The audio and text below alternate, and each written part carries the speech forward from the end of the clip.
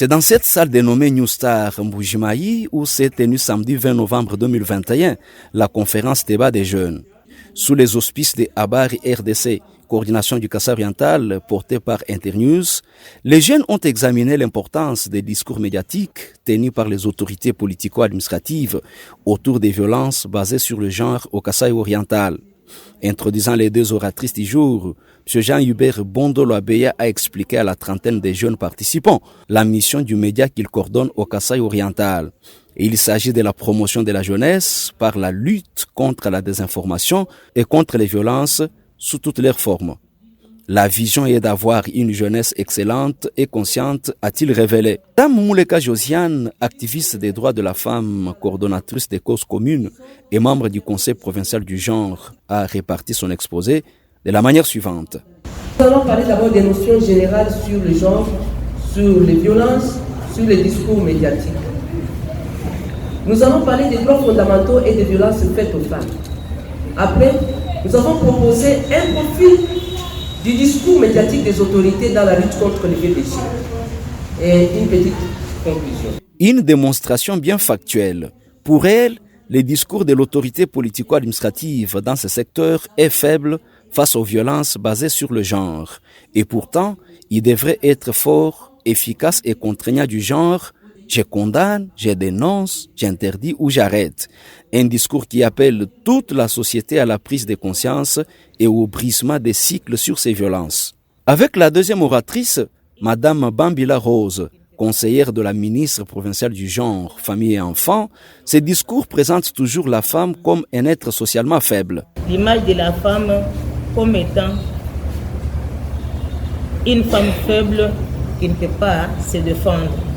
À cela, nous estimons qu'une représentation biaisée et partielle de violence sert une finalité qui est la lutte contre les violences faites aux femmes.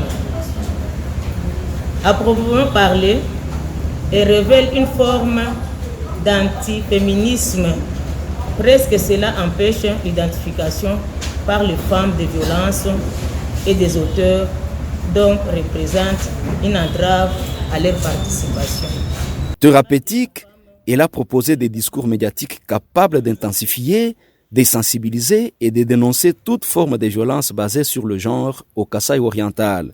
La conférence débat du jour est un plus pour les participants. Au-delà de tout débat, que l'autorité, en usant le média comme une voie de communication, doit avoir un langage qui puisse promouvoir les valeurs qui caractérisent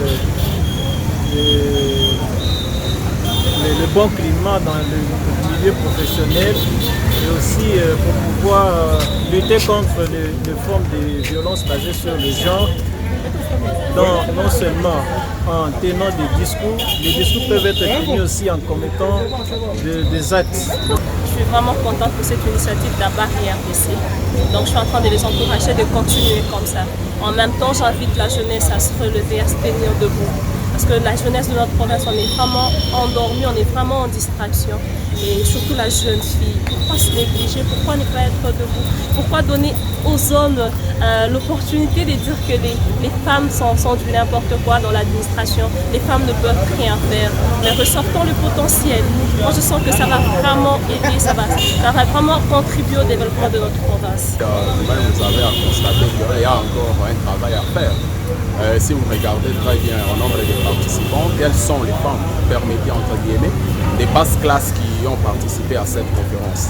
Et on a tendance à fustiger l'attitude des hommes. Je pense que les femmes doivent se battre à tous les niveaux, faire les plaidoyers, organiser des conférences comme elles le font, c'est bien bon.